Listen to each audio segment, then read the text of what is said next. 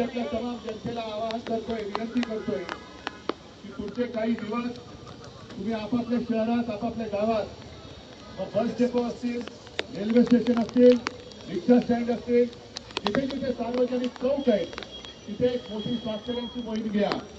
बस ना सर. बहीण सुरक्षित तर घर सुरक्षित. आम्हाला सुरक्षित बहीण पाहिजे आणि त्याच्यासाठी मी महाराष्ट्रातल्या ज्यांना ज्यांना संवेदनक्षम मन आहे आणि ते या घटनांवरती चिडून उठलेले आहेत.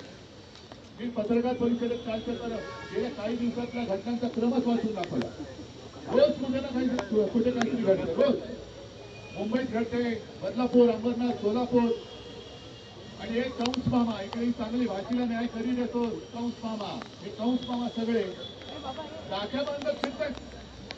म्हणजे बहिणीवरती एका बाजूला अत्याचार होतोय, हे निर्लज्ज राख्या बांधतायत आणि राख्या बांधून घेण्यामध्ये कुठे अडचण येऊ नये म्हणून तुम्ही आमच्या आंदोलनांच्या मध्ये आडकाठी करताय. अरे एवढं निर्लज्ज सरकार यापूर्वी कधी महाराष्ट्राने पाहिलं नव्हतं. आपण एवढंच म्हणत नाही, हा महाराष्ट्र साधू संतांचा आहे. छत्रपती शिवाजी महाराज, फुले, आंबेडकर नुसतं आम्हाला काय कोणती नावं घ्यायला म्हणून आम्ही त्यांचा आदराने उल्लेख करतो अशातला भाग नाही. पण हा संस्कारक्षम महाराष्ट्र आहे आणि या संस्कारक्षम महाराष्ट्रामध्ये हे विकृत सरकार, हा जो लढा आहे, हे जे आंदोलन आहे, हे विकृती विरुद्ध संस्कृती आहे आणि याच्यामध्ये जे जे उतरत आहेत ते सगळे संस्कारित मन आणि संस्कारित सगळी माणसं आहेत.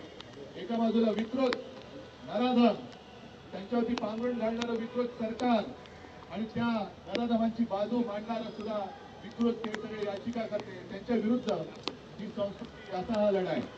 म्हणून मी सगळ्यांना विनंती करतोय की आजपासून आपापल्या गावात, मुख्य चौकात, सार्वजनिक ठिकाणी सुरक्षित बहीण सुरक्षित तर घर सुरक्षित याच्यासाठी सर्व नागरिकांना आपण व्यक्त होण्यासाठी स्वाक्षरी करण्याचं आवाहन करा आणि जेवढ्या स्वाक्षऱ्या आपण गोळा करू त्या सगळ्या स्वाक्षऱ्या या एकत्र करून आपण माननीय उच्च न्यायालयाला पाठवणार आहोत.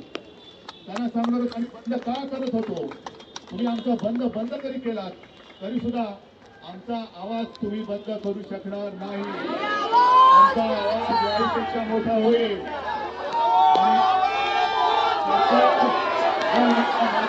रक्षण करायला असमर्थ असेल, सरकार जर अत्याचारांचा पाठीशी घालणार असेल तर आम्ही शिवसैनिक या माता भगिनीचे पुत्र आणि बांधव म्हणून आमच्या माता भगिनीचं रक्षण करायला आम्ही समर्थ आहोत.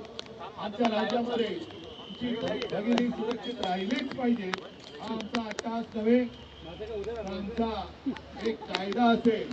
आणि म्हणूनच जो शक्ती कायदा आपण केला होता, राष्ट्रपतींकडे तो पाठवला गेलाय. राष्ट्रपती सुद्धा महिला आहेत, त्यांना सुद्धा मी जाहीर आवाहन करतोय की महामहिम राष्ट्रपतीजी, आपल्या दप्तरामध्ये, आपल्या कार्यालयात गेले 1-2 वर्ष माता भगिनींचं रक्षण करणारा शक्ती कायदा हा धुळखात पडलाय.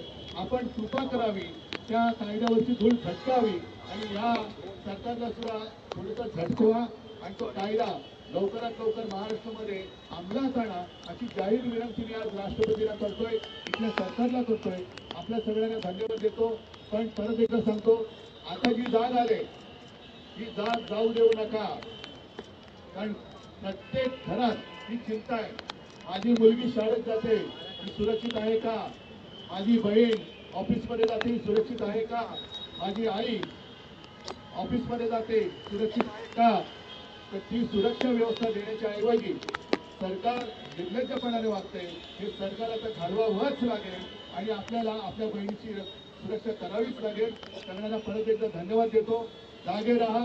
जय हिंद, जय महाराष्ट्र.